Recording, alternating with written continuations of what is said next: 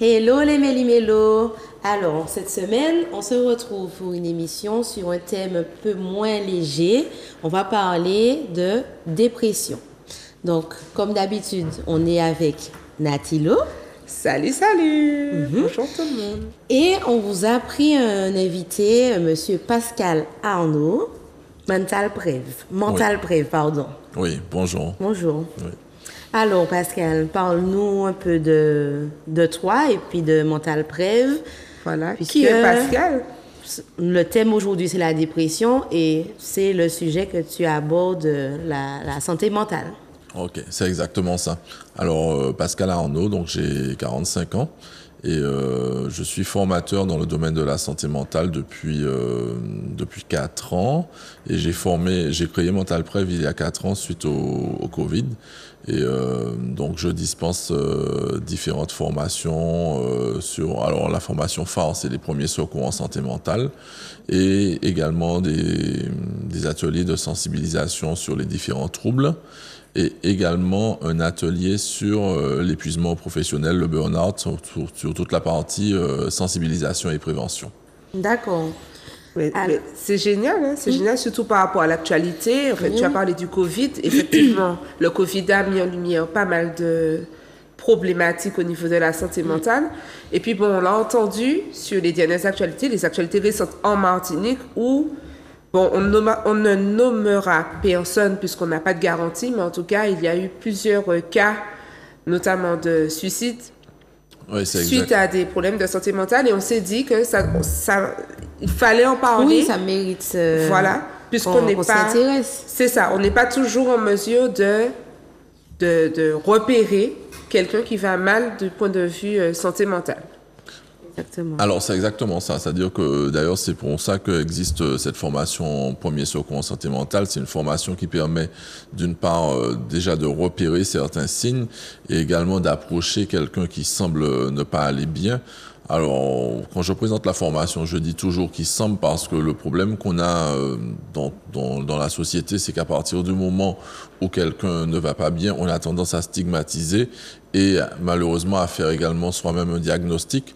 Donc c'est pour ça que je dis semble, parce que le diagnostic est réservé aux professionnels de santé. Donc, alors justement, c'est-à-dire cette formation permet de repérer les signes et d'aller vers cette personne pour diriger la personne vers un professionnel de santé. Voilà.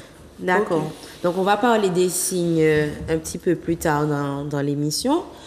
Mais avant, qu'est-ce que la santé mentale de manière générale pour que les téléspectateurs puissent se situer sur le terme? Alors, vous savez que déjà, quand on parle de santé, il faut déjà bien prendre en compte la bonne définition de la santé, qui est, selon l'Organisation mondiale de la santé, un état complet de bien-être physique, mental et social.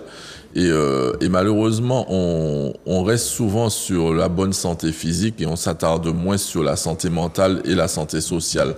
Donc, concernant la santé mentale, c'est un état de bien-être qui va nous permettre tout simplement de faire face aux difficultés, aux obstacles du quotidien. Et donc parfois on va pouvoir faire face, d'autres fois non, mais ça ne veut pas dire qu'il y a un trouble. Mais par contre, à partir du moment où on aura ces difficultés récurrentes à faire face, à ce moment-là, on pourra parler de trouble. D'accord. Alors, je rebondis sur ce que tu disais. Tu as cité l'OMS, donc qui est la référence en matière de santé, l'Organisation mondiale de la santé, et effectivement. Pour ce qui est de la santé mentale, ils disent, alors je donne leur définition, une définition qu'on a trouvée d'ailleurs aussi sur la page Instagram de Mental Prev, où ils disent que la santé mentale est un état de bien-être qui permet à chacun de réaliser son potentiel, de faire face aux difficultés normales de la vie, de travailler avec succès et de manière productive et d'être en mesure d'apporter une contribution à la communauté. Alors moi, je veux rebondir sur cette définition parce que, en tout cas pour les téléspectateurs, parce que c'est vrai que quand nous, on est dans la thérapie, l'accompagnement thérapeutique, etc., on arrive à voir ce qu'il y a derrière les mots. Mais en tout cas, je veux dire aux téléspectateurs qu'il faut aussi agir en bienveillance avec vous-même. C'est-à-dire que si je prends l'expression « travailler avec succès », c'est simplement atteindre l'objectif pour lequel on travaille. Que les gens ne se... J'entends des gens, par exemple, dans ceux que j'accompagne, qui me disent oui, mais j'ai rien fait d'exceptionnel. Oui, mais Et puis je quand fais tu ma creuses, mission, mais... tu réalises que oui, mais ça, c'est. Moi, je ne sais pas faire ça, par exemple. Exactement. Oui, les gens ne se Exactement. rendent pas compte, en fait, de Exactement. leur force. Et des fois, ces personnes se mettent une pression en se disant, ben tiens, travailler avec succès. Est-ce que pour eux, ce sont des paillettes, la lumière, passer à la télé La notion de succès n'est pas la même pour tout le monde. Exactement, exactement. Donc c'était... Alors, c'est vrai que sur la santé mentale, l'une des problématiques qu'on va rencontrer aux Antilles, c'est cette notion de bienveillance envers soi-même, parce que justement, souvent, les schémas culturels et éducationnels ne nous apprend pas toujours à être bienveillants envers nous-mêmes. Donc c'est vraiment sur les sensibilisations, ces aspects qu'il faut également retravailler. Et c'est vrai, effectivement, travailler avec succès. On a encore un schéma, une perception très biaisée du travail, en fait, comme moyen de se sentir bien. Exactement, comme moyen de réussir ou d'exister. Oui, ou de se sentir bien, tout simplement, Ouais, déjà. ouais, ouais, déjà, ouais, C'est-à-dire c'est que vrai. le travail est souvent perçu comme... bien que ce soit une contrainte, mais une contrainte, une fatalité, c'est ça. Ok, Ouais. d'accord. On en parlait la dernière fois, on disait que quand on n'a pas vu quelqu'un depuis longtemps, Voilà, première question. Et tu fais quoi maintenant? Alors qu'on Tu peut travailles demander à la où? personne autre chose. Comment vas-tu? exactement. Mais c'est souvent... Et tu fais quoi maintenant? Tu deviens quoi maintenant? Exactement. souvent ça. Et ça, c'est une question qui parfois peut être, j'ai envie de dire, stigmatisante parce que Et mal même on a... perçue, Alors ça, c'est un exemple que J'ai j'aime mal bien. perçu, oui. Comment? Et Il a mal dit perçu. mal perçu. Et mal C'est perçu, ça, voilà. parce qu'on n'est pas notre travail. Exactement. Voilà. Et souvent, Exactement. quand on se présente, on a souvent tendance à parler de son activité, qui représente, c'est vrai, une belle part de notre vie, mais ça ne fait pas de nous l'individu que nous sommes, en fait, tout simplement. Exactement. C'est clair, mais d'ailleurs, c'est un exercice que je fais aussi en atelier. Lorsque je demande aux femmes, bon, ben, on va faire un tour de table. Je dis femmes parce que c'est souvent des femmes. On va faire un tour de table et quand je dis alors, vas-y, présente-toi. Donc, moi, c'est par exemple Ama. Je suis maman de 2 enfants. Ça commence toujours par des choses qui n'ont rien à voir avec elles-mêmes. Dans leur profondeur. Dans leur qualité. Voilà, c'est ça. Je suis infirmière. Et j'attends. Et au final, finalement, dans la présentation, il y a pas quelque chose qui concerne la personne dans son, C'est ça. dans son être. C'est ça. Moi, un exemple parallèle pour les bilans de compétences. On réalise souvent que des personnes qui ont des carrières qui semblent très valorisées dans la société se disent mais j'ai raté ma vie, je ne suis pas au bon endroit, etc. Et ce sont des personnes qui ont nourri en fait, qui ont voulu répondre à l'exigence sociale. Plus qu'à leurs besoins personnels. Exactement. Oui. C'est quelque chose qu'on retrouve beaucoup dans notre société, malheureusement. Ouais. Alors, on va continuer parce que chaque fois, on se retrouve à court de temps puisqu'on a tellement de choses à dire. Alors, quel état fais-tu, si tu l'as déjà fait, de la santé mentale en général aux Antilles, en Martinique en tout cas? Alors, vous savez, alors c'est vrai que de façon générale, quand je fais les sensibilisations, quand je travaille avec certaines entreprises, les collectivités, les gens se plaignent généralement d'épuisement professionnel, de mauvais état de santé mentale. Alors que moi, ce que je dirais, tout simplement, c'est vrai que ici, pas plus qu'au niveau national, il y a des personnes qui sont touchées par des troubles.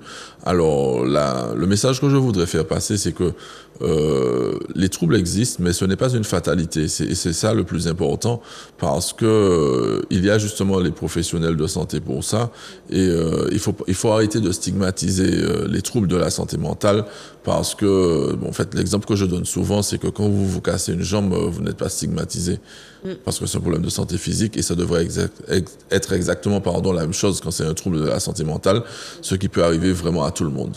C'est vrai. C'est vrai que quand on est face à une problématique de santé mentale, on a tendance à se sentir un peu... Diminué, stigmatisé, rejeté, jugé. J'ai échoué. Voilà, alors que quand vous cassez une jambe, on vous Alors, embête pas Pascal, par rapport à ça. Tu nous dis que les troubles existent pas plus ici qu'ailleurs, et c'est vrai. Mais moi, c'est mon sentiment. Ici, j'ai l'impression que on est encore plus stigmatisé que, par exemple, en France hexagonale. Par exemple, tu vas chez un psy, c'est un truc de blanc, ça. Ouais, c'est les exactement. blancs qui vont chez les psys.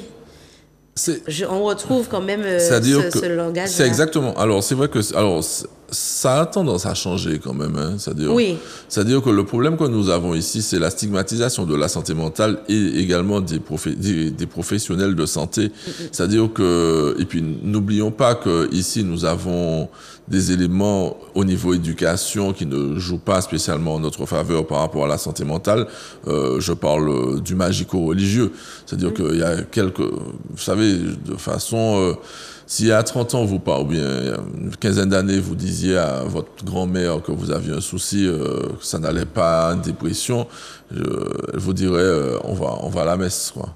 Ouais. C'est ça. Et je ne dis pas que je remets pas en cause les croyances, hein, mais quand vous vous cassez une jambe, vous n'allez pas à l'église. Voilà, c'est ça. Voilà. C'est ça. C'est Ouais. ça. Et c'est vrai que avant, c'était pas validé. C'était sous-estimé aussi. Tu vas mal, mais pourquoi? Exactement. Mais comment ça? Mais pourquoi? Exactement. Quand on va à l'école, mais alors? Voilà, c'est ça. Tu es plus forte que ça va aller. Moi, il y a une expression créole que j'apprécie dans certains cas, mais je vois aussi le côté pernicieux de l'expression, c'est « rester tranquille sans grand remède ». Dès qu'on est un petit peu fragile, qu'on pleure un peu vite, qu'on est un petit peu trop sensible, refait corps, virez mettez corps du bout. On nous parle beaucoup de la femme joke. Potomitan, ça peut qu'on l'appelle pour mouiller nous, t'étais pas jamais trop lourd pour l'estomac, etc. Ce sont des phrases qu'on ne va pas nous dire effectivement quand on a une jambe cassée. Exact. Quand on a une jambe cassée, on nous dit pas t'étais trop lourd pour l'estomac, on nous dit attends, je vais t'aider. Ouais. Par contre, quand on a une petite phase dépressive ou même simplement un C'est état pas visible déprimé, en fait.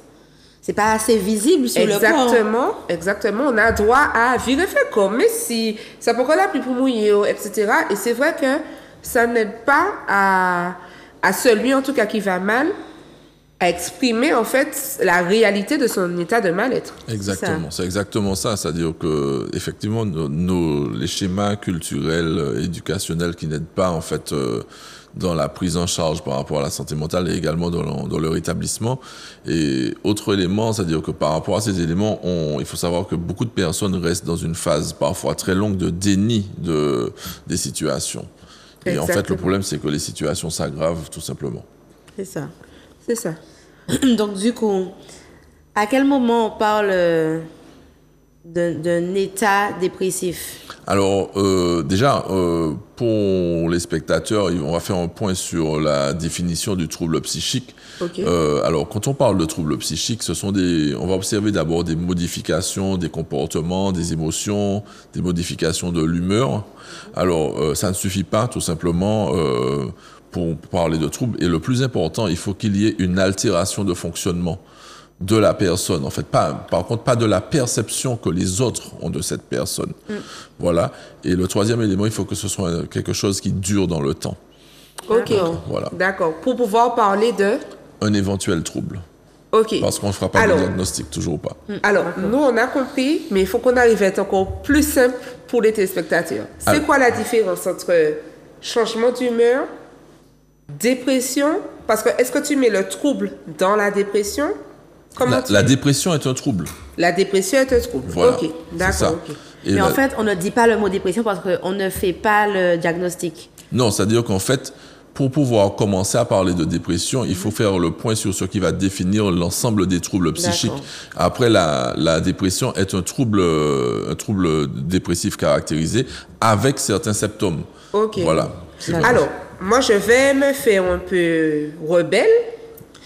C'est vrai que pour des raisons de sécurité, de déontologie, etc., et puis pas de glissement de compétences, je suis d'accord, effectivement, il y a les professionnels de santé qui sont reconnus, organisés par des ordres, protégés avec des lois bien particulières. Mais je pense qu'on devrait, en tout cas de manière personnelle, chacun d'entre nous, pour notre santé mentale, inclure 2-3 corps de métier en qualité non reconnus par soi de professionnels de santé. Je vais prendre le cas, par exemple, du coach sportif. Je vais prendre le cas du thérapeute qui n'est pas professionnel de santé. Par exemple, le psychiatre est un médecin, mais le thérapeute, le psychopraticien n'est pas ce professionnel de santé. Il n'a pas de patient, il n'a pas le droit de faire de prescription, etc. Mais je crois que ce sont des personnes, en tout cas des corps de métier qui sont vraiment de grands secours pour aider les personnes qui sont en situation de troubles psychiques ou même simplement de déprime. Et c'est ma position. J'invite en tout cas les téléspectateurs à se dire que au-delà du médecin, ils peuvent, en faisant bien sûr attention, mais s'entourer de personnes qui ont des compétences pour les accompagner du point de vue psychique et mental. Qu'est-ce que tu en penses, Pascal? Alors, moi, je pense... alors, c'est vrai qu'il y a des thérapeutes qui sont parfaitement compétents. Tout comme les médecins, il y a de bons médecins, de moins bons médecins, de bons thérapeutes et de moins bons thérapeutes. Et moi, ce que je pense quand on me pose cette question, c'est que il faut... vous savez, on a un professionnel de santé référent qui est le médecin traitant. Ouais. Et c'est-à-dire que je pense qu'à partir du moment où on sent que les choses ne vont pas, quand on est dans une démarche de rétablissement, il est quand même nécessaire d'informer au moins son médecin traitant de ce qu'on met en place par rapport à ça, parce que c'est quand même lui qui va pouvoir juger de l'évolution de la situation. Et comme je dis encore une fois, il y a de bons thérapeutes, de mauvais thérapeutes. Il faut pas, comme les médecins, comme les dentistes, il faut pas hésiter à changer quand on sent qu'on ne va pas vers le rétablissement. C'est vrai, tu as raison. C'est vrai aussi qu'il faut faire attention. Il y a aussi de nombreux charlatans. Moi, je dis le mot. Oui, c'est vrai. Il y a aussi de nombreux charlatans. Surtout que, effectivement, ces professions-là ne sont pas aussi réglementées que les professions médicales, par exemple, les professionnels de santé. Et donc, du coup, il y a aussi des charlatans. Il faut qu'on fasse attention, c'est vrai. Oui, c'est exactement ça. D'ailleurs, vous savez, moi, quand j'ai commencé à former, je précise que je ne suis pas un professionnel de santé. Je suis un formateur dans le domaine de la santé mentale, donc formateur, consultant. Donc, on me sollicite pour mon expertise, mais de façon générale, j'évite même de donner des conseils aux gens. Parce que j'estime que moi, ce que je m'applique à moi-même n'est peut-être pas bon pour l'autre, et je conseille toujours les gens d'aller vers un professionnel. Voilà. D'accord. Alors, du coup, vas-y. Qu'est-ce qui cause la dépression? Alors, ce sont des parents. Alors, vous savez, déjà, premièrement, c'est-à-dire qu'on a certains facteurs biologiques, c'est-à-dire que par exemple, les schémas éducationnels, en fait, qui peuvent être traumatisants. Alors, parfois, c'est des traumatismes assez violents, donc, ou bien ça peut être des petits traumatismes. Ça peut être également, en fait, les obstacles, ce qu'on appelle les obstacles de vie, un décès, une séparation, des perturbations au niveau du travail ou dans la vie privée. Tout élément, en fonction de la perception que la personne aura de la situation, peut devenir un élément qui va créer un trouble dépressif. Ok. Il y a aussi la question des problèmes de santé, comme la thyroïde qui va des fois voir le dérèglement de la thyroïde. Il y a aussi, de point de vue mental, on a aussi la bipolarité. Alors, c'est une maladie, mais qui a des phases dépressives. Alors, concernant la bipolarité, c'est-à-dire que c'est un trouble psychique où on va observer à la fois ce qui va distinguer la bipolarité, c'est l'alternance de phases maniaques et de phases dépressives. Et alors c'est vrai que dans la vie de tous les jours, à partir du moment où quelqu'un a des sautes d'humeur, on va dire, on va parler de bipolarité. Voilà. De façon très vulgaire. Exactement. Bipolaire. Voilà. Et le problème qu'il y a, en fait, tout simplement, c'est que pour pouvoir diagnostiquer la bipolarité, il faut forcément diagnostiquer un épisode maniaque. Et la difficulté de l'épisode maniaque, c'est que il faut que la personne l'observe elle-même, et que le regard extérieur peut être difficile parce que on est sur les troubles bipolaires sur une sortie d'une norme, mais pas de la norme générale ou bien pas sur la norme de l'observateur, mais sur la norme de la personne qui vit l'épisode bipolaire. D'accord, je vais un peu t'embêter pour les téléspectateurs. Est-ce que tu peux expliquer un épisode maniaque? Alors, un épisode maniaque, ça sera, vous aurez parfois une personne qui va sortir de son fonctionnement à elle normé, en fait, sur, par exemple, une exaltation de l'identité, l'impression de donner de passer pour une personne importante. Ça peut être sur des dépenses compulsives, mais c'est-à-dire qu'on a tous parfois des dépenses compulsives. On va pas parler d'un épisode maniaque, mais sur la bipolarité elle-même, c'est que l'épisode maniaque sera perçu de façon tellement exaltée pendant cet épisode que l'épisode dépressif sera tout aussi violent. Violent, voilà. C'est ça. Et d'où la bipolarité. Voilà, exactement. Ok. Donc, on a bien compris, du coup, tu as un peu déjà commencé à répondre à la question suivante. On demandait quelle était la différence entre la dépression et un simple changement d'humeur. Alors, pour faire simple, on a tous des changements d'humeur, vous, moi, c'est-à-dire que quand on parle de dépression, on parle vraiment de troubles, donc modification de l'humeur, des émotions, ça nous arrive à tous. Il faut observer cette altération, il faut que ce dysfonctionnement puisse nous nuire, en fait. D'une part, ça nous arrive encore une fois à tous. Je sais pas, vous avez une mauvaise nouvelle. Si vous vous sortez tous les week-ends à la plage et que vous décidez passer votre week-end chez vous, vous avez des modifications de l'humeur, des émotions, vous avez un changement au niveau de vos comportements, mais si ça ne dure pas dans le temps, il n'y a aucun souci. Oui. C'est-à-dire que c'est vraiment ça. Il faut que ce soit l'altération, qu'on observe une altération de fonctionnement et qu'il faut que ça perdure dans le temps. Et là, on va pouvoir parler éventuellement d'un trouble. D'accord. Alors, moi, je me fais la voix de la maman d'adolescent, par exemple. On imagine que mon fils a 15 ans, d'accord? Je vis avec lui. C'est période Covid. Donc, on est confiné pour 2 mois. Et dans son adolescence, bien sûr, les changements d'humeur des adolescents, etc.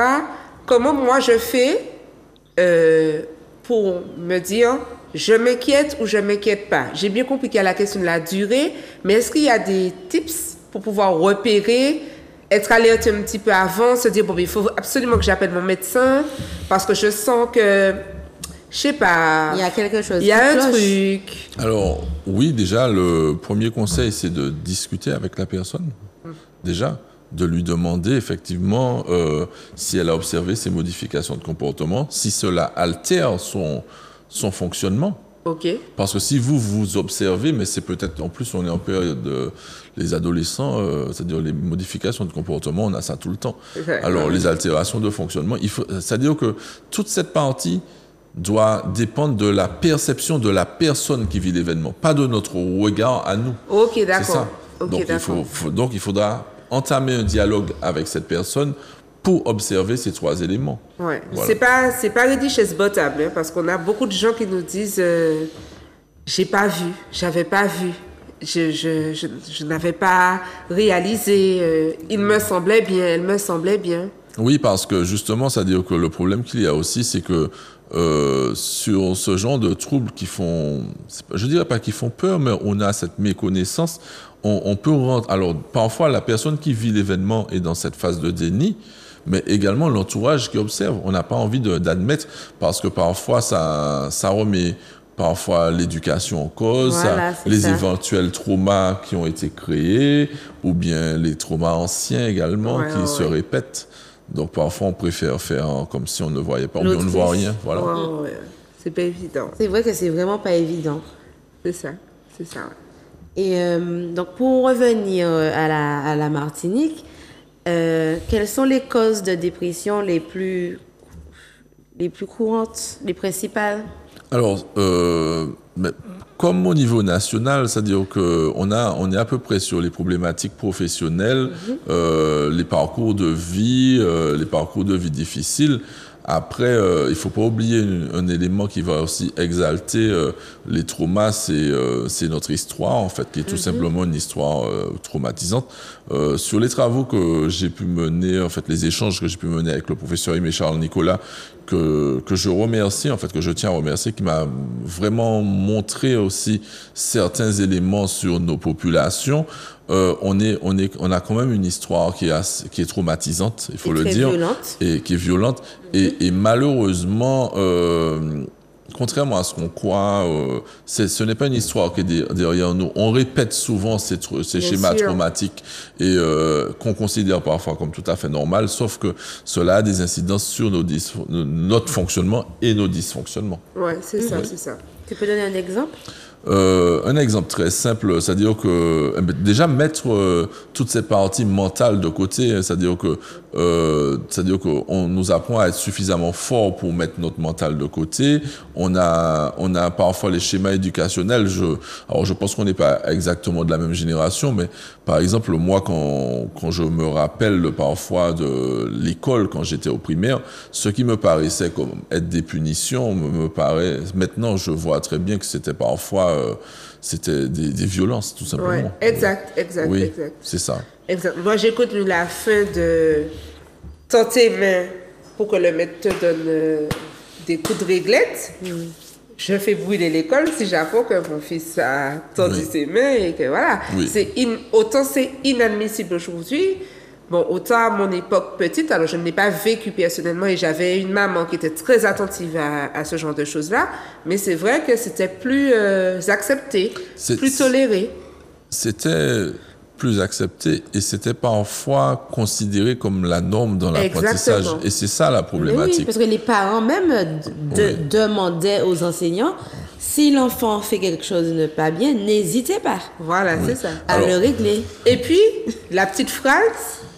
Yo fait moi, m'en pas mort. Donc, on peut tuer.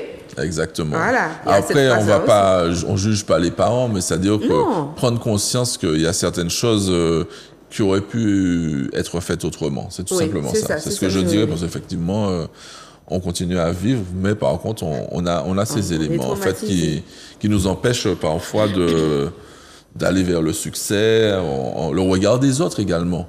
C'est-à-dire que vous savez, par exemple, on est constamment jugé par l'autre. Dans notre société, c'est exacerbé parce que on autorisait des fois dans l'éducation le voisinage d'avoir un regard sur l'autre et un pouvoir de sanction également.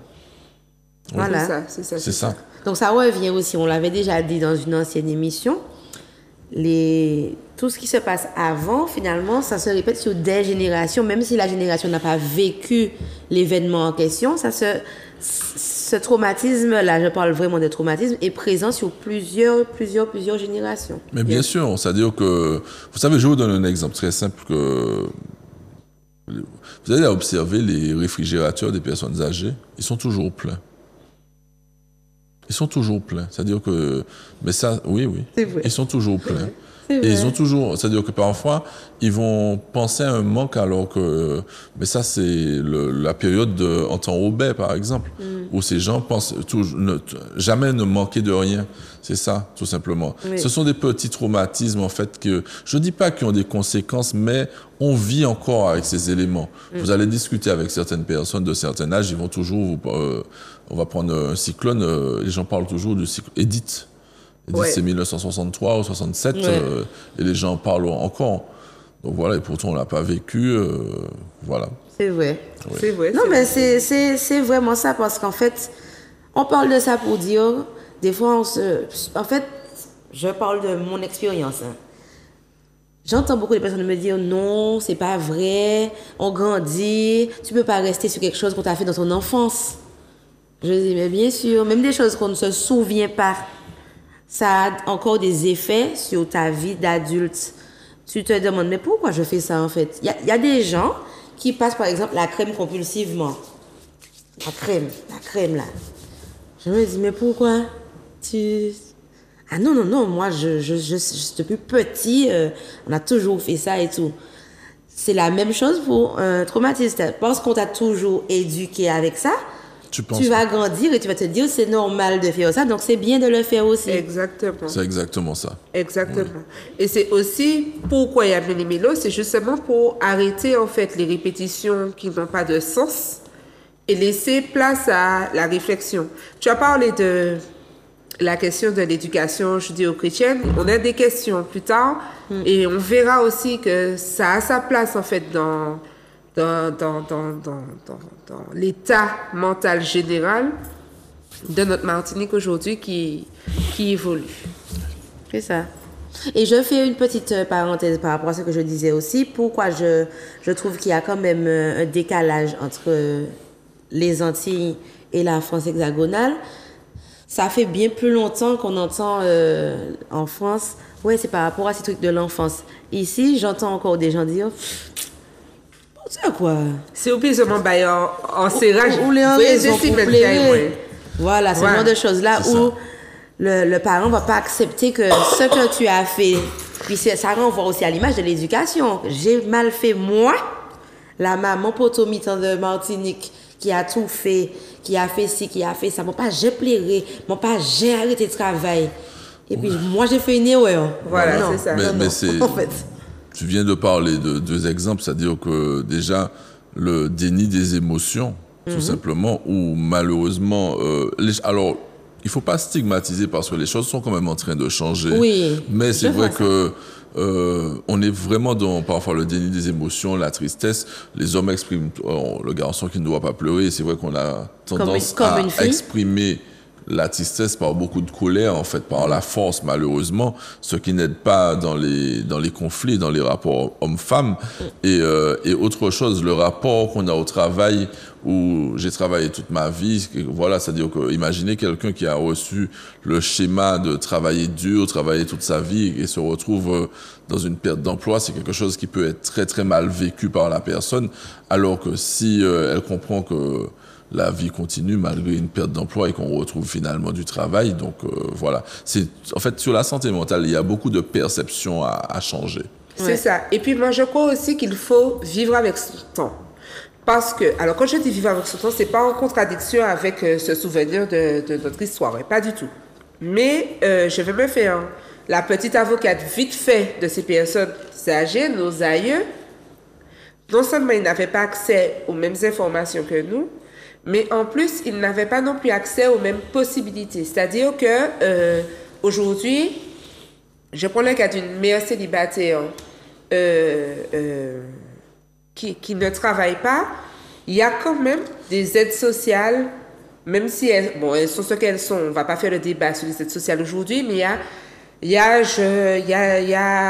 la CAF, il y a ceci, il y a le CCAS qui peut m'aider pour telle chose, il y a la demande de logement social, etc. À l'époque, en tout cas, par exemple, de mon arrière-grand-mère, c'était pas ça du tout. C'est-à-dire que elle est seule avec ses enfants, faut absolument trouver soit un mari qui va me récupérer avec mes enfants et qui va financer les besoins du foyer, soit il me faut aller travailler, je n'ai pas forcément le temps d'éduquer. Enfin, il y avait vraiment des problématiques qui n'étaient pas les mêmes qu'aujourd'hui. Et donc, autant il serait intéressant de ne pas le reprocher, en fait. Même comparer les époques, c'est-à-dire voilà, c'est ça, c'est-à-dire qu'il faut pas... Il faut comprendre, mais pas juger. Exactement, mais il faudrait aussi que ces anciens ne regardent pas la nouvelle génération en se disant moi j'ai survécu, toi aussi tu peux. Voilà. Surtout qu'ils ne sont pas nés dans le même contexte, ils n'ont pas eu les mêmes problématiques, ils n'ont pas non plus les mêmes obligations physiologiques et mentales en fait. Donc du coup, il faut vraiment qu'on arrête de se dire ma grand-mère faisait donc je peux, ou Manteca fait donc oupé. Non, il faut... J'ai comme une élève qui me dit Madame, ça sert à quoi qu'on travaille? Ça sert à quoi qu'on fasse tout ça? Je lui dis, là, tu es encore dans les petites classes. Pour moi, tu n'es même pas encore à l'école, là. Ouais. C'est pour, justement, te permettre de choisir ce que tu vas faire demain. Ma maman a arrêté de travailler d'être à l'école quand elle était en 4e, hein. Je me suis dit, je ne vais pas épiloguer avec l'enfant, mais ta maman, c'est pas la même génération. Et puis après, quand je creuse, je me dis, oui. C'est ça. Elle n'a pas choisi sa vie finalement. Exactement. Quand j'écoute, elle n'a pas choisi sa vie, la maman. Et puis tu m'en avais parlé. À l'époque, celui-là était doué de telle activité. Il ouvrait son garage ou sa sellerie ou sa cordonnerie et ça fonctionnait. Aujourd'hui, si tu n'as pas un numéro SIRET, si tu n'as pas fait telle formation, si tu n'as pas fait tes bilans, si tu n'as pas fait ci, etc., ta sellerie, ta cordonnerie, ça ne va pas fonctionner. C'est-à-dire que tu seras vite rattrapé par les impôts et tous les contrôleurs qui existent pour te faire fermer. Donc, on n'est pas du tout dans la même époque. C'est ça. Alors, Pascal, donc on a recueilli une petite impression générale où la dépression serait en hausse. Est-ce que c'est avéré? Est-ce qu'il y a... Alors oui, c'est quand même avéré. Alors c'est surtout les conditions de vie qui ont beaucoup changé en fait, et les préoccupations depuis après le Covid ont beaucoup évolué. Il y a eu des soucis au niveau professionnel, le changement également du rapport que nous avons au travail qui a beaucoup évolué, qui a fait prendre conscience aux personnes il y a des éléments qui ne vont pas en milieu professionnel. Et je dirais aussi, bon, on va pas parler de l'augmentation des prix, ce sont des éléments de société qui vont entraîner de l'anxiété et la dépression, en fait, tout simplement. Ok.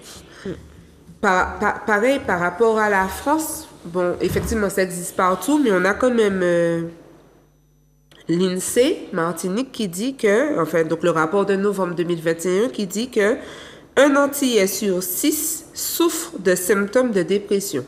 En 2019, en Guadeloupe et en Martinique, un habitant sur 6 présente des symptômes de dépression, comparativement à la France où à cette même période, il déclare qu'un sur 10 souffre de dépression. Alors, en France, oui, c'est-à-dire que c'est vrai que, en fait, encore une fois, il faut pas oublier l'ensemble des obstacles que nous allons rencontrer qui vont entraîner les épisodes dépressifs. On n'a pas le même rapport à la famille au niveau national, on n'a pas le même rapport à la mort non plus. En fait, ce qui n'aide pas, c'est-à-dire que on a beaucoup d'éléments dans nos schémas, sur les schémas culturels qui font des situations des obstacles. Voilà, c'est surtout ça la problématique. En fait, l'exemple que je dirais, c'est peut-être difficile à entendre, mais c'est que un décès, c'est quelque chose de difficile, mais il faut pas oublier qu'on doit tous passer par là. Ouais, c'est ça. Oui. C'est ça. Et ça, on a tendance à l'oublier, en fait. Oui, c'est ça, effectivement. Puis, comme tu dis, c'est vrai qu'il y a des choses en France hexagonale qu'on va pas voir de la même façon. Voilà, c'est ça. Par exemple, les gens sont plus aptes à se fâcher avec leurs parents et puis la vie a roulé. Oui, on fonctionne Ici, beaucoup dans l'affectif. Voilà, c'est le drame. Jamais il a un gras, maman, il mettait dans les latés. Il fâchait, puis maman, et franchement, ça, c'est Seigneur. À 18 ans, c'est beaucoup plus... Mais oui. Le passage de la vie adulte est se fait plus tôt en France qu'en Martinique. C'est-à-dire que même moi, je crois que j'ai eu ma majorité à 19 ans. C'est-à-dire que... C'est bien, tu l'as eu tôt. Voilà, j'ai eu ma majorité à 19 ans. Vous connaissez l'expression qui dit que généralement qu'un homme devient un homme à la mort de ses parents, ici? Mais je connaissais pas, mais je vois que c'est vraiment ça. C'est un peu ça, c'est-à-dire que on compte toujours sur les parents, en fait. Hein. C'est ça. Je connais des relation. Pas qu'à vivre dans le même cas, des malgrades. Pas qu'à vivre oui, voilà. On fonctionne toujours avec les parents, en fait. C'est ça. Oui, c'est ça. C'est ça. Oui. Beaucoup plus marqué chez nous. Ah oui, bien sûr. Oui, c'est ça.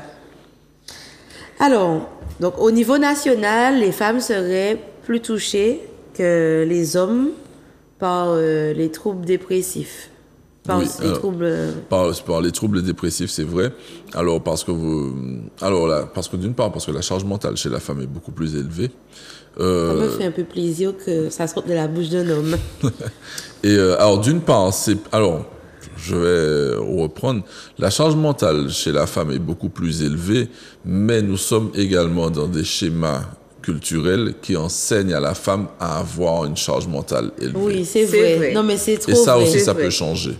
C'est ça. Ça peut changer et c'est ce que l'amour sacré essaye de faire, bien sûr, mais c'est tellement ancré parfois.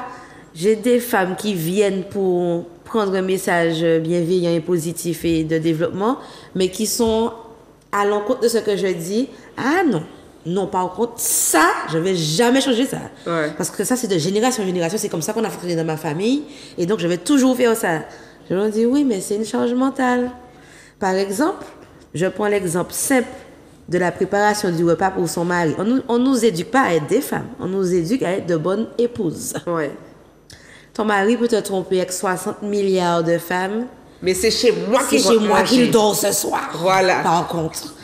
Et à l'époque, effectivement, l'homme allait travailler et la femme s'occupait des enfants et du foyer. C'était ça, la charge physique. Je parle seulement de charge physique pour l'instant. Ouais. La charge physique, ta fatigue, c'était ça. Aujourd'hui, les femmes travaillent tout autant que les hommes. Les femmes ont maintenu. Ah, madame, moi, pas qu'à faire manger, moi, pas à comprendre et tout. Oui, mais elle travaille maintenant, ta femme. Et pire, parce que ça, c'est ma talon position. d'Achille.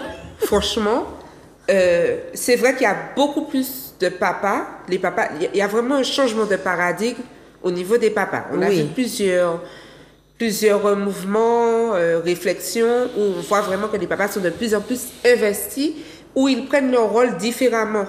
C'est-à-dire qu'ils continuent à faire fonctionner le foyer, mais ils sont un peu plus dans la communication, intéressés Oui. par d'autres choses.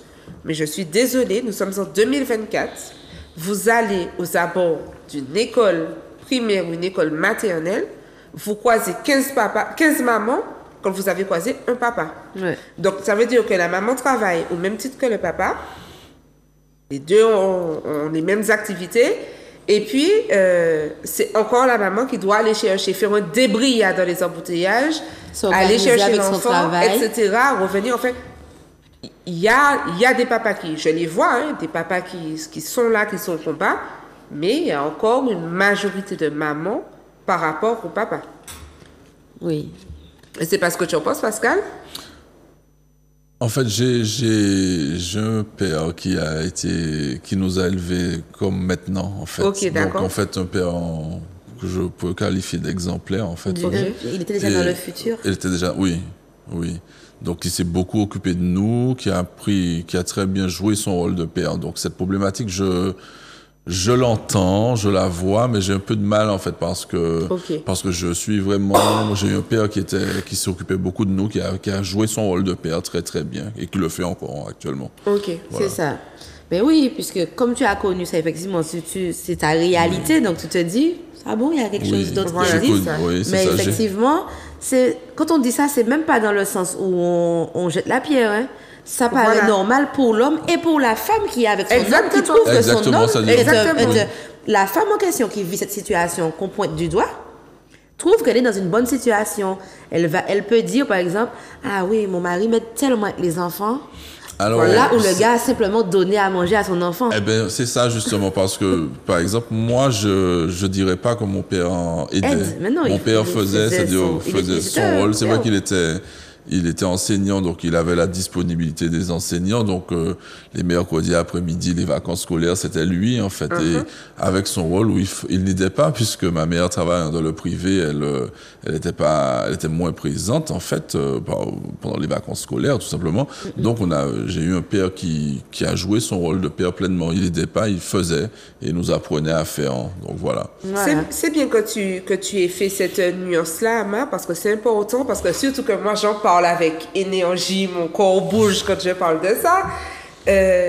Voilà, bien préciser aux téléspectateurs qu'on ne stigmatise pas. On n'est pas en train de dire que c'est de la faute du papa ou de la faute de la Non, maman. c'est pas ça. Hein. C'est vraiment comprendre que c'est encore quelque chose qui est ancré et qui va à l'encontre justement du bien-être mental. Oui, c'est ça. Et c'est pas d'ailleurs, c'est-à-dire que même dans ces schémas fonctionnels anciens, c'est pas toujours simple de fonctionner avec les schémas nouveaux, hein, parce qu'il y a des personnes qui restent ancrées sur les schémas anciens et tout simplement parce que le changement, c'est quelque chose d'assez difficile. Hein. Mais bien sûr, c'est un mini-traumatisme. Oui, c'est ça. Et même d'avoir fonctionné avec grandi avec beaucoup de bienveillance, c'est pas, je l'ai pas toujours vécu comme quelque chose de bien, parce que dans un monde où on assiste à toutes ces problématiques, on n'est pas toujours très très bien préparé à certaines problématiques également. C'est ça. Alors, je sais que le temps file, mais tu as parlé tout à l'heure de la communication et j'ai quand même une anecdote à partager, parce que je crois que c'est important quand on t'a demandé, mais que faire quand on a l'impression que la personne en face de nous est en dépression, et tu nous as dit il faut communiquer. Et je pense qu'il faut communiquer de manière très large. Comme on a parlé des papas et des mamans et de la charge mentale, etc., et de ce rôle-là dans le cadre de la dépression, je veux partager cette anecdote qui pour moi a été révélatrice. J'avais un collègue qui a 2 enfants assez rapprochés, donc 2 bébés finalement. D'accord? Moins d'un an, moins de 2 ans d'écart.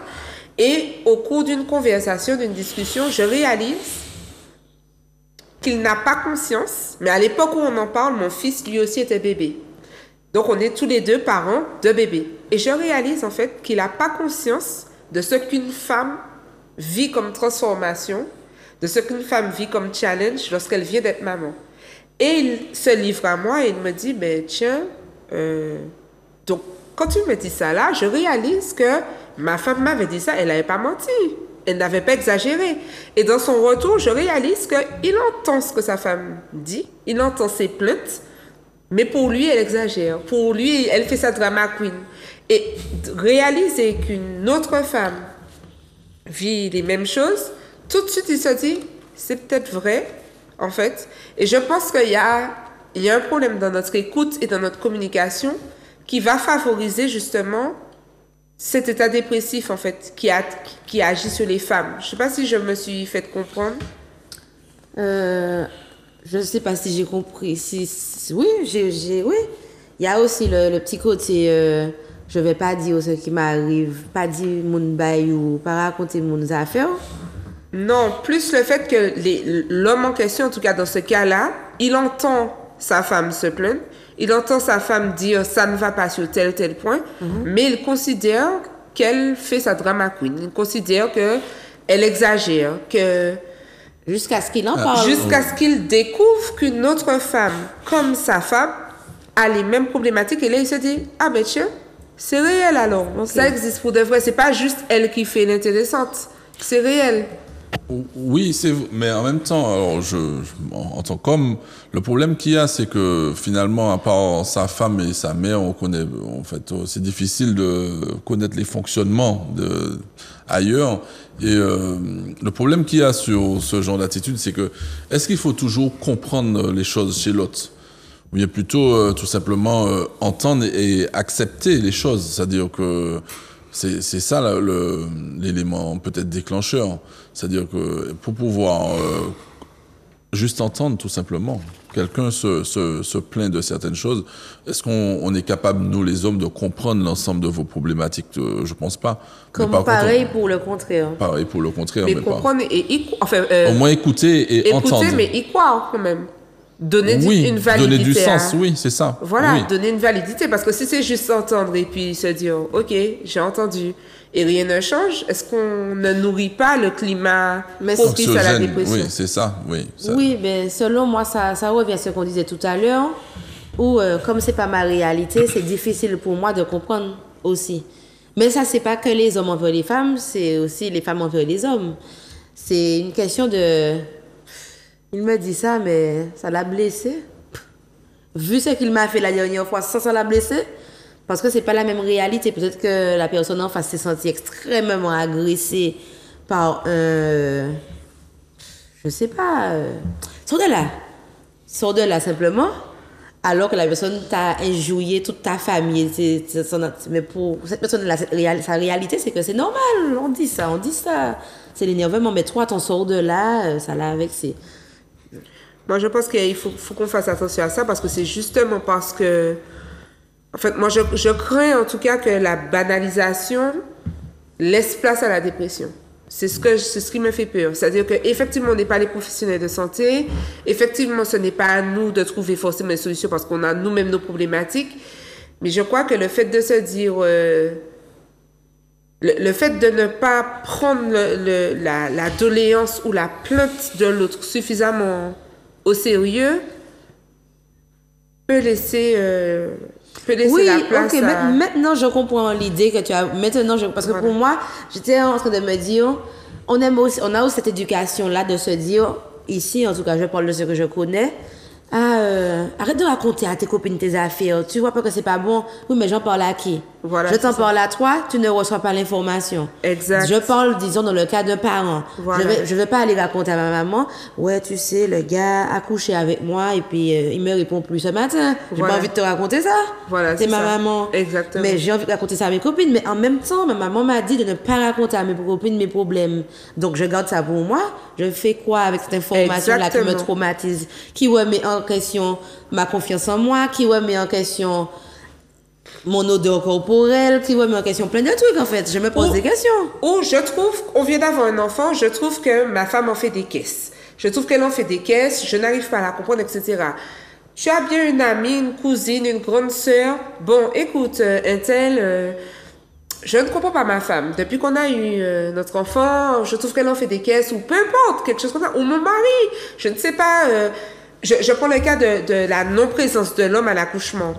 Mais il a fallu, par exemple, que d'autres expliquent, tu sais, ou qu'une sage-femme, pour aller dans le cas des professionnels de santé, ben, il y a des hommes qui sont traumatisés par ça. Il y a des hommes qui n'ont pas envie de partager ça, etc. Plutôt que de le vivre comme un abandon. Il y a plein de possibilités. Je ne sais pas laquelle est la bonne, laquelle est la vraie. Oui. Mais ce que je veux surtout dire, c'est que lorsque vous êtes face à quelqu'un qui se plaint, si vous n'arrivez pas à comprendre cette personne, plutôt que d'aller à l'affrontement ou de vous dire, tiens, cette personne-là exagère, elle extrapole, comme pour la peur des ravets, on revient souvent sur ça. Ama et moi, on a peur des ravets. Lorsqu'il y a un ravet, j'ai l'impression que les gens se disent que je fais un cinéma. Mais en fait, sur les traumas, les phobies, il y a pas matière à juger. C'est-à-dire que moi, ce que je dirais, c'est que je pense que quand on est confronté à une situation, il faut se demander, il faut éviter de rentrer dans le jugement. C'est ce que je dirais, c'est-à-dire juste, c'est pour ça que je dis entendre l'autre, tout simplement. Parce qu'il y a des choses qu'on ne comprendrait pas. Vous prenez la phobie des ravets. Moi, je n'ai pas peur des ravets, donc je ne peux pas comprendre ceux qui ont peur des ravets. Par contre, je peux entendre que c'est une situation qui existe et puis c'est tout. Ok. Voilà. Oui. Sans la juger. Mais je crois aussi, Pascal et Natilo, que c'est parce qu'on est justement déjà dans ce milieu de santé mentale que ça nous paraît évident. Hein? Parce voilà. C'est ça. Parce que le commun enfin, pas le commun, les autres personnes qui ne sont pas, en fait, forcément sensibles à ça, formées à la santé mentale, ben, ces personnes-là vont penser, Mademoiselle qui a fait sick.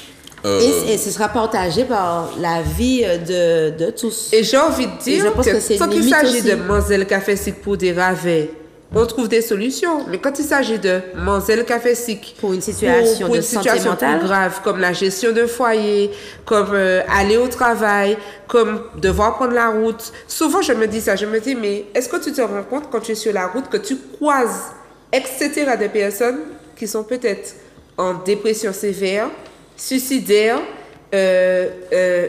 on n'en sait rien en fait. On n'en sait rien. On n'en sait rien. Oui. Et je me dis qu'il faut que ces personnes-là trouvent au moins une oreille, une réponse ou une... il faut qu'il y ait une soupape en quelque part justement pour maintenir...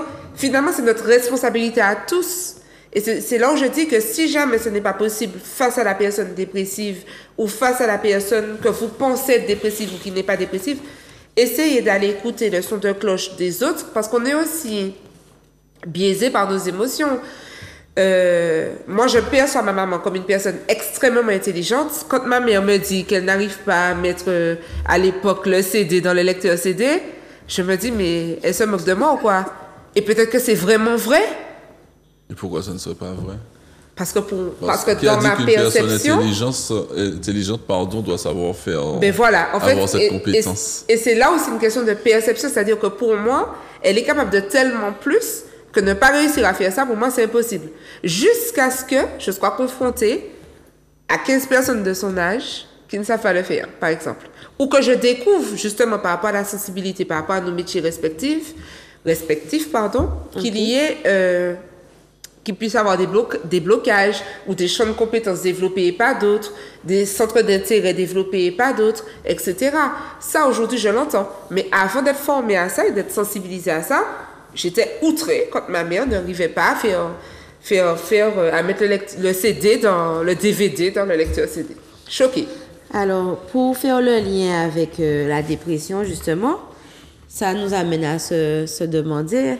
En fait, moi, personne lambda, pas thérapeute, bien sûr, Ama dans la rue, je suis là. Voilà. J'ai une amie qui vient vers moi, qui me dit ça va pas trop. Mais j'ai bien observé qu'elle ne vient plus en soirée avec nous. J'ai bien observé qu'elle répond plus trop à son téléphone, mais elle me dit ça va pas trop. Les personnes Je vais dire aidante, mais tu vois, c'est déjà un autre mot de, Voilà, de thérapie. Voilà. La personne lambda qui reçoit cette information-là, elle n'est pas forcément apte à recevoir l'information et à faire le nécessaire. Donc, il y a aussi cette limite-là qui se pose. Oui, alors, mais d'où la formation, en fait. Comme les premiers secours civiques pour les soucis physiques, la formation premiers secours en santé mentale est faite pour ça. C'est-à-dire aider la personne qui va devenir secouriste à avoir la bonne posture, les bons mots, en fait, tout simplement. Et vous savez, l'une des problématiques que vous avez sur la santé mentale, c'est qu'on pense toujours que même l'individu lambda veut se substituer au thérapeute aussi. Ouais. Je vais t'aider, parle-moi, alors que finalement, on n'est pas en mesure d'aider tout le monde. Par contre, c'est le rôle des professionnels de santé. Okay. C'est ça, en fait. Et souvent, on se positionne parfois comme le sauveur, et malheureusement, non. C'est ça. Quand vous vous cassez une jambe, vous allez aux urgences, encore une fois. Et donc, du coup, cette formation, elle est accessible. Oui, par quel moyen? Elle est accessible à tous, c'est une formation citoyenne. Et comme moi je dis, en fait, c'est une formation, d'une part, qui va parler des différents troubles pour les déstigmatiser, pour comprendre comment fonctionnent les différents troubles, et également modifier la perception de la personne sur son approche vis-à-vis de l'autre, tout simplement.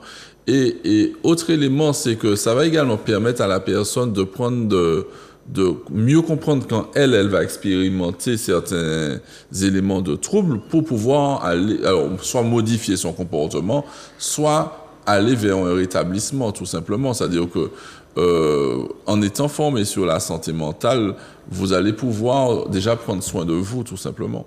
Ok, d'accord. Oui, il y a la double facette. Et donc, du coup, on embraye, puisque le temps nous fait défaut. Tu parlais justement de rétablissement. Est-ce que l'on peut guérir de la dépression? Mais bien sûr, oui. D'accord. Oui, c'est-à-dire que, par contre, pour pouvoir guérir de la dépression, il faut mettre en place les éléments pour aller vers le rétablissement. Donc déjà, chercher l'origine du problème, le trouver et aller vers une démarche où ce problème n'en sera plus un obstacle, tout simplement. Ne sera plus un obstacle, tout simplement. C'est vraiment ça. Mais il faut parfois aller creuser assez profond, c'est ça. Et c'est pour ça que sur les populations antillaises, vous avez ces problématiques qui sont exacerbées parce que parfois les problèmes sont très, très lointains, tout simplement.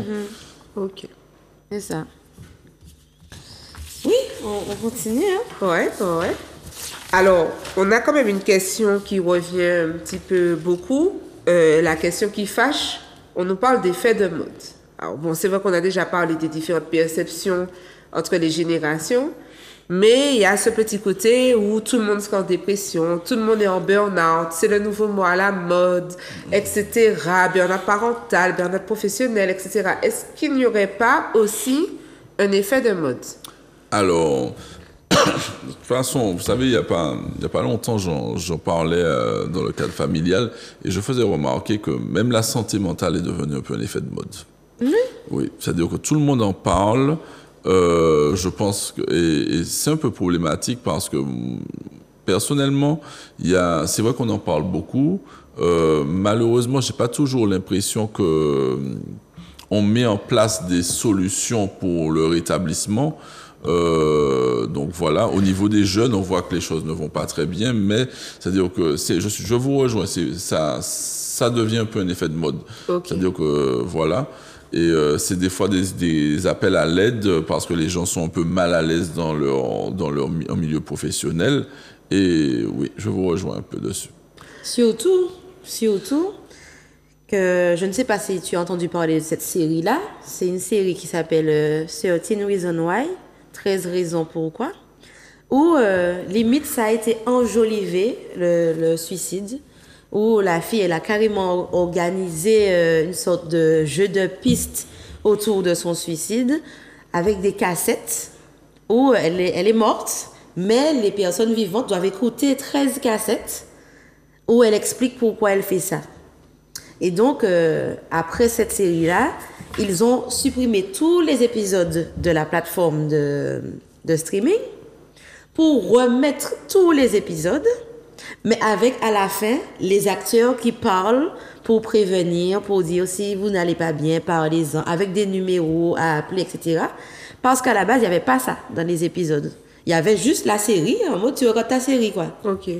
Et donc, comme ça a fait quand même beaucoup parler, parce que les parents ont dit, mais limite, les enfants ont envie de se suicider aussi, c'est trop chou, ça. Voilà. C'est mignon. Tu meurs et après, tu laisses des cassettes où tu expliques, ouais, ben, toi, Jean-Paul, c'est à cause de toi, tu fais un peu partie de la raison. C'est parce que tu avais fait ça. Toi, un tel. Et donc, ça a fait quand même beaucoup parler, parce que pendant une journée, ils avaient supprimé tous les épisodes et ils ont dû tous les remettre, mais avec le warning à la fin. Donc, D'accord. les acteurs qui parlent hors série, hein, C'est ils ça. ont dû enregistrer ça pour que les acteurs puissent dire bonjour et tout, voilà. Il y a aussi la série Ginny and Georgia. Ouais, Ginny et Georgia. Où, donc dans la série, il y a... Alors, je n'ai pas personnellement bien vu toute la série, donc je ne connais pas l'histoire dans le fait fond.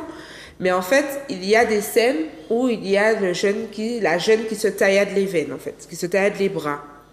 Et on a pu observer, notamment avec les autres professionnels de santé avec lesquels on travaille, que en Martinique, il y avait de plus en plus de jeunes De qui se tailladaient, voilà. Pour aller à l'école et puis qu'on... Voilà. Et on Peut-être est- qu'il y a un mal-être, hein. Il y a certainement un mal-être non, derrière. il y a pas peut-être, il y a un Oui, mal-être. oui, Il y a oui. un mal-être, c'est-à-dire qui n'est pas forcément identifié, mais il y a un mal-être. Quelqu'un qui va bien n'a pas envie de se taillader les bras. Mais c'est sûr. Pourtant, c'est évident. Et donc, moi, je trouve ça dangereux que ces trucs-là se C'est retrouvent ça. sur la plateforme, comme ça, Exactement. accessible à tout le monde. Et comme ça, j'ai eu quoi. l'occasion, à titre personnel, de poser la question pour essayer de faire un lien. Et effectivement, les jeunes que moi j'ai reçus qui avaient cette problématique-là connaissaient la série. Et connaissaient la série très bien, la regardaient. Et donc, je ne dis pas que c'est par... Je ne peux pas affirmer que c'est la série qui a provoqué ce comportement-là, mais je dis que les jeunes que moi j'ai accompagnés qui avaient ces comportements-là regardaient aussi la série. Ouais. Donc c'est vrai qu'ils ont une autre façon d'exprimer leur mal-être parce qu'on leur montre par le biais des Comment, séries ouais. comment faire quand ils sont malheureux, et je pense qu'il y a un gros signal d'alarme à tirer à ce niveau. D'accord, j'entends, mais je vous ai dit, je regarde pas la télé, Ouais. donc je connais pas en fait. Pour préserver ta santé mentale. Oui. Ok, d'accord. Oui. On va pas inciter parce qu'on a envie qu'on nous regarde, on a envie de continuer à interagir. Non, mais avec... c'est une émission très avec- intéressante, hein, mais c'est vrai que les séries, je pense, c'est sur Netflix, je pense. Ouais. Voilà, c'est ça. Je connais pas trop, et c'est vrai que j'apprends avec vous qu'il y a ce type de série, et c'est vrai que les jeunes qui sont... Alors, ça veut dire... Alors, je dis pas que je fais bien de ne pas regarder, parce qu'il faut parfois être au courant de ce que regardent les jeunes, hein, aussi. Oui, c'est Voilà, ça. ça permet C'est de ça, c'est ça. prévenir et de faire Exactement. le point sur les Exactement. situations qu'ils observent pour pouvoir rétablir l'équilibre. Exactement. Et puis pouvoir en discuter avec eux, faire de la prévention. Voilà, Exactement. c'est ça. Oui. Mais en tout cas, voilà, ça existe. Alors, on sera obligé de passer aux questions. Oui, les questions Donc- des abonnés. Exactement. Donc, on va rappeler à nos téléspectateurs qui peuvent nous suivre et s'abonner à notre page Instagram, melimelo.fwi. Donc, même message que d'habitude. On s'abonne, La on active petite la cloche et on participe. On nous envoie des petits messages. Voilà. Alors, donc, première question.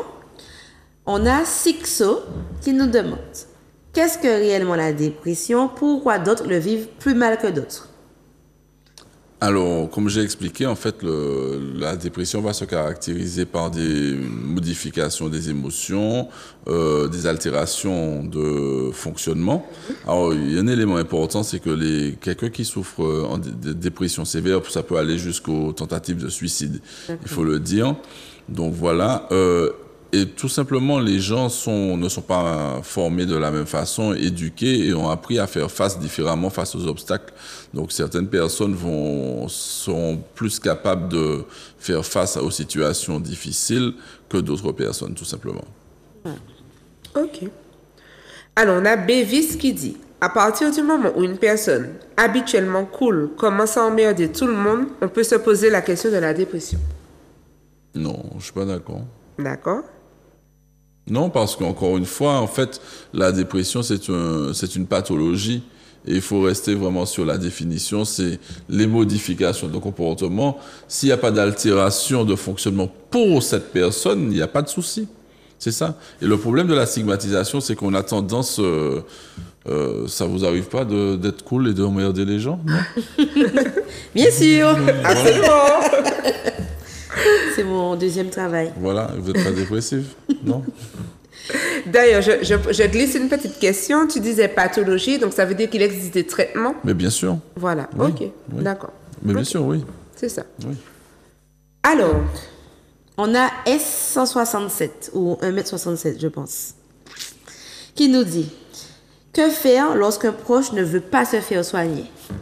Alors, quand un proche ne veut pas se faire soigner, alors ce qui est également enseigné sur la formation premier secours, c'est de lui montrer, d'une part, lui faire avouer ses dysfonctionnements, de lui faire comprendre que le professionnel de santé pourrait l'aider à régler ces dysfonctionnements, tout simplement.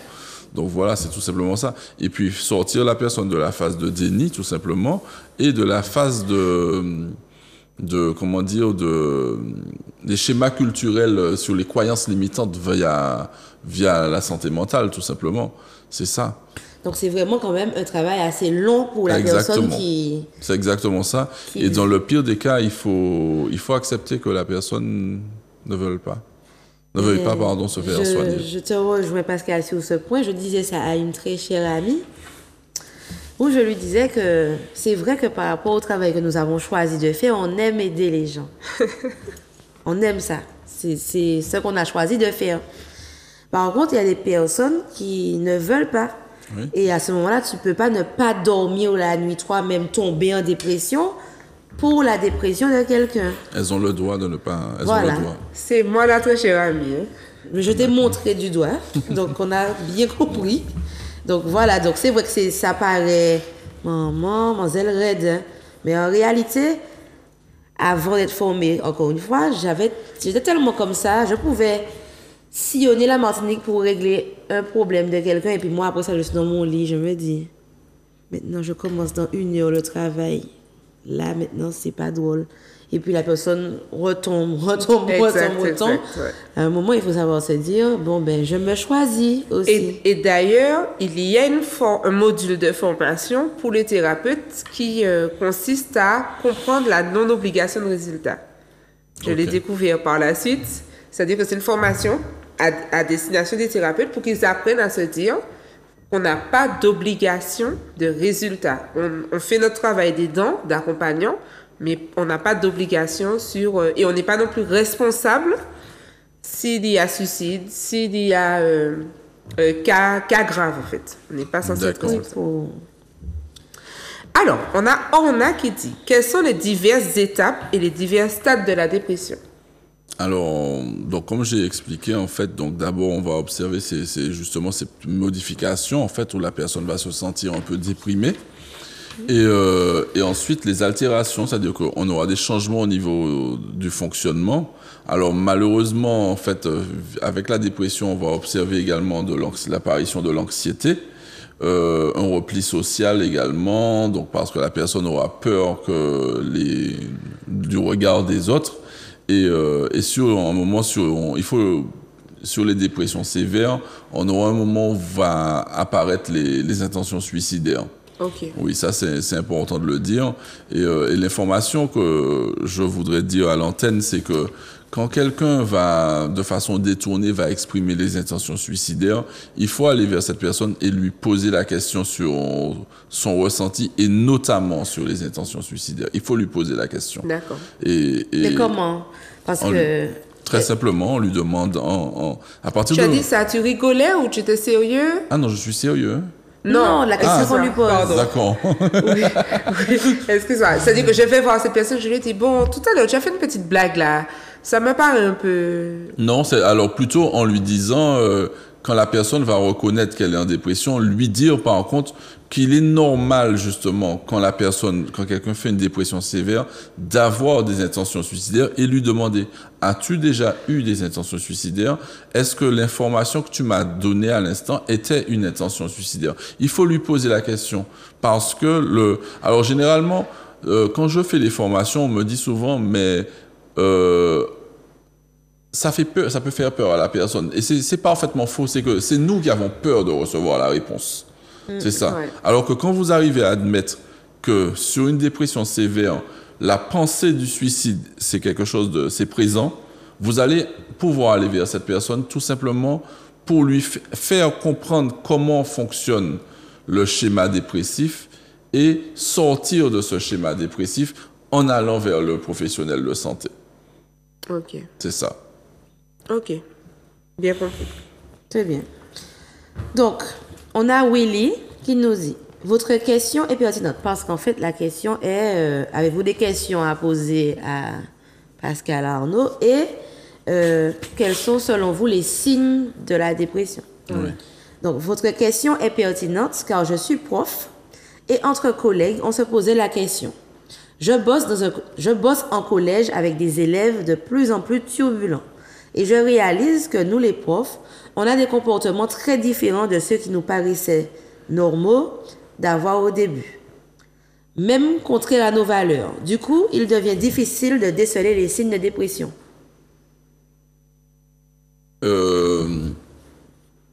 Alors, il parle de modification de comportement. Est-ce que ces modifications de comportement altèrent son fonctionnement? Parce qu'il est peut-être normal de modifier ses comportements avec un public qui est en constante évolution. Hein. C'est ça. C'est-à-dire, encore une fois, rester sur cette définition, modification et altération. Il faut que ces modifications altèrent votre fonctionnement. Vous vous sentez moins bien, en fait, tout simplement. Et si vous vous sentez moins bien, il faut que ça dure dans le temps, tout simplement. Voilà. Je rebondis sur ça. Je pense aussi, je reviens sur la question de la bienveillance. J'invite Willy à être en bienveillance avec lui-même aussi. Oui, c'est ça. C'est-à-dire que Willy a choisi d'être prof.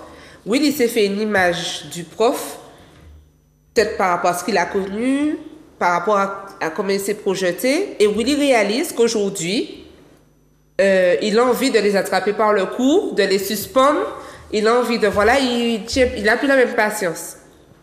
J'ai envie de dire à Willy que je ne suis pas en train de citer Willy à tenir qui que ce soit par le cou et surtout pas mon fils, sinon on va se battre, Willy. Mais il faut que Willy se dise que c'est pas lui qui a un problème.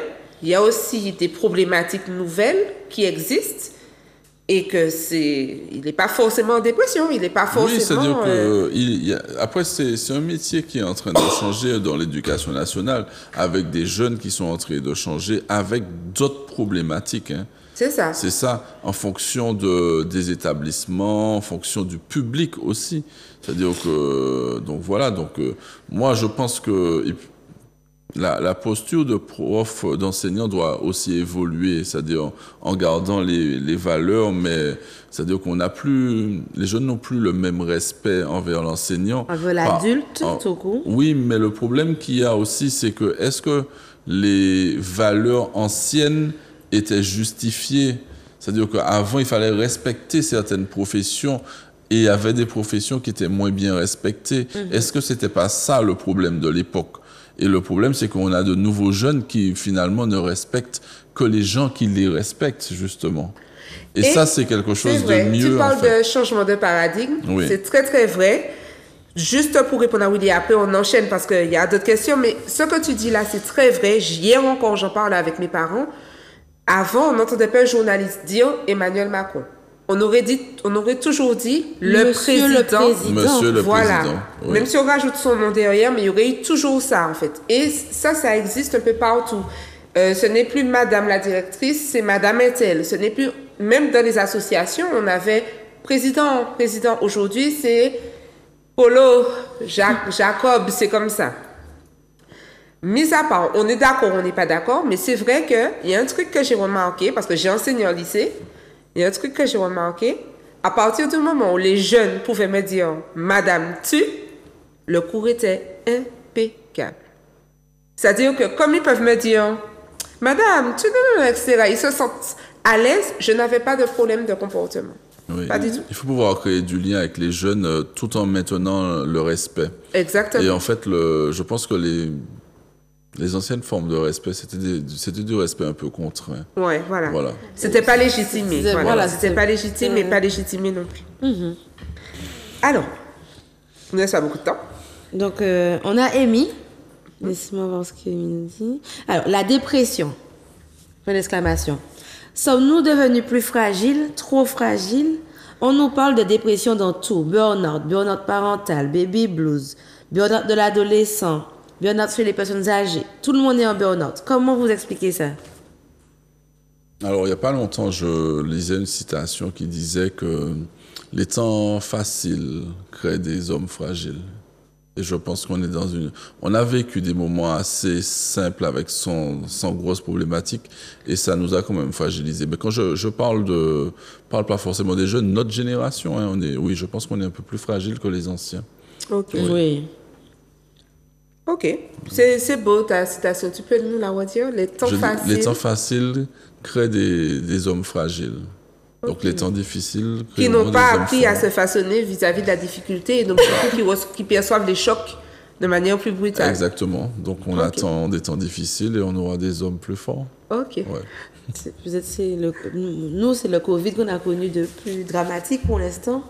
Oui, c'est ça. Après, oui, déjà. Mais après, je pense qu'on ne va pas aller dans une situation qui sera très confortable. Mais ça veut dire que les enfants vont devoir être construits beaucoup plus forts. Et tant mieux pour eux, en fait, oui. Avec des valeurs plus saines, plus simples aussi. Ouais.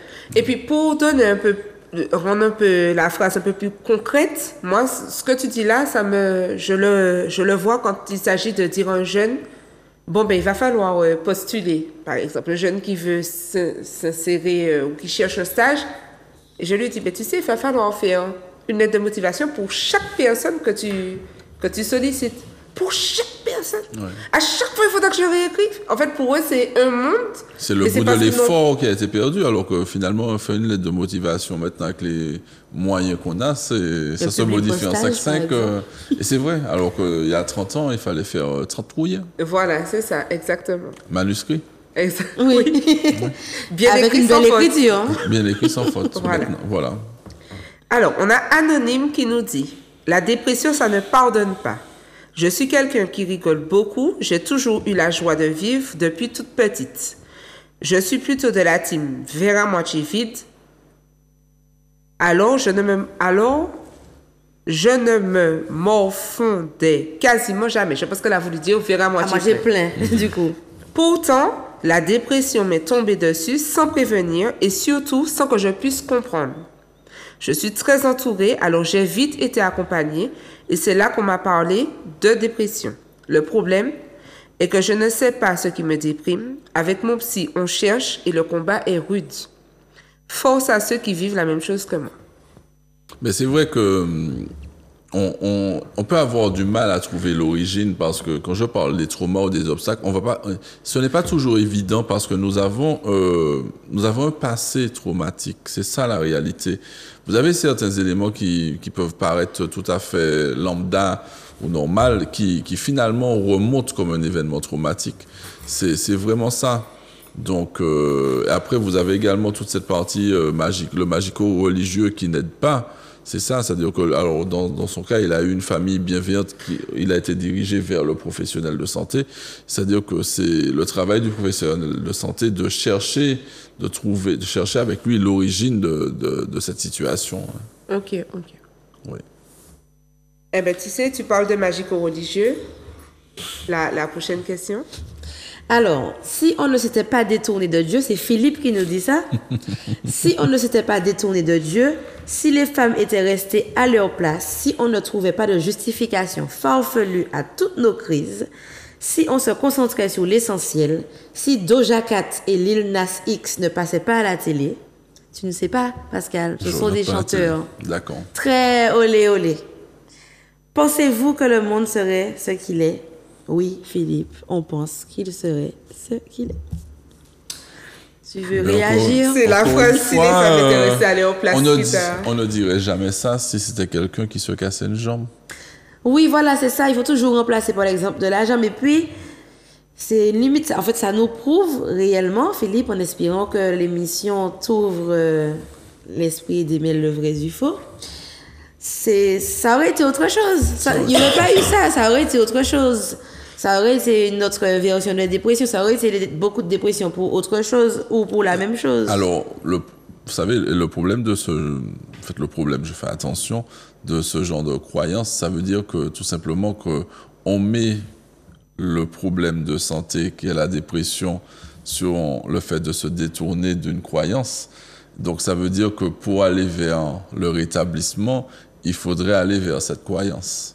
Et là, ça n'aide pas. Et encore une fois, vous n'allez pas, pour vous casser une jambe, vous n'allez pas à l'église. Ah, moi, c'est... Oui. Mais en fait, Peut-être qu'il faut leur proposer de faire ça. le commentaire de Philippe va vraiment à l'encontre de ce que nous, on veut dire, hein, en termes de démêler le vrai du faux. Même s'il y a un peu de vrai dans ce qu'il dit, quand il dit si on ne s'était pas détourné de Dieu. Aujourd'hui, on a découvert que le monde, le christianisme nous a couillonné sur pas mal de choses, en fait. Et les gens s'ouvrent, les gens vont chercher, les gens découvrent que ce qu'ils croyaient être diabolique ne l'est pas forcément. Les gens, voilà. Et donc, ils sont en train de déconstruire ce qu'on leur a appris. Parce que j'imagine qu'il y a des personnes qui sont très perturbées en se disant, Je ne crois plus en toute ma Dieu. vie, j'ai cru que c'était Dieu, et aujourd'hui, je crois en quoi? Donc, Ok, je vois dans quel sens tu dis que Philippe Voilà, a je suis raison. pas en train de Donc dire ça que crée encore des personnes qui ont un voilà traumatisme ce que je veux dire à Philippe de leur surtout, croyance. c'est peut-être que tous les mensonges qui ont été faits avant, pas seulement au niveau de la croyance chrétienne, hein, que tous les mensonges qui ont été faits avant et qui sont maintenant accessibles créent aussi des perturbations, des stress, des remises en question qui soutiennent un peu la charge mentale que l'on a. En quoi, où quoi, que quoi, etc. Je veux quand même... Ah oui, non, Alors, vas-y. moi, c'est-à-dire qu'il faut quand même... Alors, je tiens à préciser que je ne vais pas remettre les croyances en jeu, mais il ne faut pas oublier non plus que, par exemple, les croyances chrétiennes sont à l'origine de beaucoup de traumas aussi. Dans Voilà, notre c'est ça. histoire. C'est-à-dire qu'il faut quand même, pour moi, rester sur des situations factuelles. C'est-à-dire que ça peut vraiment arriver à tout le monde d'avoir un trouble psychique, de développer un trouble, parce qu'on a les parcours de vie, les obstacles, et tout simplement de pas... Le problème de mettre ce type de dysfonctionnement sur de l'irrationnel, c'est un élément aussi qui empêche le rétablissement ou qui font que les personnes se tournent vers le... Qu'un boisio du coin. Voilà. Exactement. Ou le prêtre aussi, c'est-à-dire c'est magico-religieux, c'est ça. Exactement. Voilà. Parce que moi, je crois en Dieu, je n'ai pas peur de le dire, je crois en Dieu, mais il n'est pas question que les croyances m'empêchent de faire preuve de minimum de... Il faut être factuel. Oui, c'est Voilà. ça. Vous vous cassez une jambe, vous avez une entorse, vous allez aux urgences. Hein. Exactement, Vous n'allez pas faire une prière avec... vous allez peut-être faire votre prière si vous avez besoin de rétablissement rapide, ce qui peut vous aider, ce qui peut aider. Par contre, vous allez d'abord voir le professionnel de santé. Bien sûr. Exactement. C'est sûr. Je veux juste dire, on ne réagit pas, mais je veux quand même dire, Loulou24 nous a dit que c'est l'essence à 1,80 € qui nous déprime. Voilà, on ne réagit pas. Parce qu'on n'a pas le temps. Parce qu'on n'a pas le temps. Loulou, ma cabane, belle beau. Franchement, l'essence ça. Et puis, attention, 1,89 €. Ah, 1,89 €. 1,89 €. L'essence à 1,89 €, oui, Ça fait mal, hein? c'est compliqué. Ça me fait mal au compliqué. cœur. C'est Oui. compliqué. C'est vrai. Donc, Pascal, on va passer au bon plan. Mais du coup, avec ta formation, je trouve le bon plan un peu obsolète. Donc, je propose que je dis quand même le bon plan. Donc, le bon plan, c'est le test mini de Vidal avec des petites questions. Ça, c'est rapide en plus. Et à la fin, ça permet un petit diagnostic. Consultez un professionnel. Vous passez une phase de déprime, parlez-en à vos proches, etc. avec des questions simples, courtes, où vous répondez au test et ça permet de savoir si on est dans un épisode dépressif effectivement. Alors, c'est vrai que je le connais un peu, ce test. C'est vrai que c'est une bonne idée de pouvoir se faire évaluer sur les ressources en ligne. Alors, encore une fois, sur les ressources en ligne, on trouve de tout, en fait, tout simplement. Et c'est pour ça que je conseille toujours... Vous savez, on a encore dans notre société la crainte du psychologue, du thérapeute. Allez voir votre médecin traitant. Vous savez, le bon côté du médecin traitant, alors, c'est en train de changer pour notre génération, mais parfois, les anciens médecins traitants, si vous avez le même médecin que vos parents, ils seront... Voilà. Oui, c'est ça. Vous savez, et puis parfois, ils seront même au courant de certaines problématiques rencontrées par les anciens que vous ignorez. Donc, peut-être qu'ils pourront d'eux-mêmes vous apporter premières solutions et vous diriger vers quelqu'un de confiance, un professionnel de santé de confiance. C'est vrai ce que tu dis, c'est vrai. Oui, parce que vous savez, on disait avant, il y a deux personnes qui ne rencontrent pas ces problèmes, c'est le prêtre et le médecin. Mais sauf que le médecin entend les problèmes de tout le monde. C'est un peu comme un coiffeur, quoi. J'ai d'ailleurs eu écho d'une situation où le médecin traitant a accompagné une famille en séparation en disant... Tu peux faire confiance à telle personne, à telle personne, à telle personne, et ça a permis de créer du lien parce que le médecin a pu faire le lien entre les différentes parties. Oui. Donc, et puis le médecin est au courant, par exemple, de certaines problématiques familiales, notamment sur les traumas familiaux, que vous ignorez. C'est-à-dire que si vous ressentez un mal-être, vous savez, peut-être que maman s'est confiée, papa s'est confié. Oui, c'est ça. Et bien, voilà. Je pense que et puis, ça reste quelqu'un de confiance, le médecin traitant. Voilà, ouais. Et puis, on n'a pas peur de son médecin traitant. Exactement. Mais je pense que, comme disait Ama, il faut quand même qu'on puisse dire à nos téléspectateurs qu'il y a aussi Mental Prev. Donc, il y a effectivement ta page Instagram. Mais est-ce que tu peux nous donner des coordonnées à l'antenne? Alors, mes coordonnées, j'ai un site internet, mentalprev.com, où vous pourrez avoir, en fait, les éléments. Alors, j'ai une page Facebook, une page Instagram, et c'est-à-dire pour la prise de contact se fait via la page, le site internet mentalprev.com, où vous pourrez prendre contact par téléphone, par mail et également sur un formulaire de contact pour avoir les informations sur ce qui se fait actuellement, en fait. Donc, alors, la formation premier secours en santé mentale, les sensibilisations et également, en fait, alors c'est vrai que je suis depuis quelque temps cette année en train de passer un peu à un autre cap parce que je me suis rendu compte d'une problématique, c'est que cette formation qui reste une formation française qui sort d'Australie, je souhaite la développer un peu plus sur les autres îles de la Caraïbe. D'accord. Donc, voilà. Ok. D'accord. Eh bien, on arrive à la fin de l'émission. Merci. Donc, merci d'avoir accepté l'invitation et de nous avoir permis ton expertise. Est-ce que tu as un petit mot de la fin à dire? Alors, un petit mot de la fin, je dirais aux gens de s'écouter, et puis de faire le travail sur soi pour pas se développer, mais déjà savoir ce qui nous fait du bien pour pouvoir être bien au quotidien, en fait. S'écouter. Parce qu'on sait des fois ce qui nous fait du bien, mais les schémas sociétaux font qu'on a encore du mal à s'autoriser à se faire du bien. Ah, c'est sûr. Voilà. Eh bien, et toi, Nathilo? Ben non, je crois que Pascal a tout dit. Et puis, moi, je pense que simplement se prendre au sérieux, être bienveillant envers soi-même et puis être en bienveillance tout court. Voilà.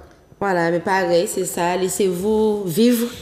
Et puis, n'hésitez pas à vous tourner vers les personnes que vous estimez être de confiance qui peuvent vous écouter. Et comme l'a répété et répété et répété Pascal, vers les professionnels de santé. Voilà. On vous dit à la semaine prochaine. À très bientôt. Bisous.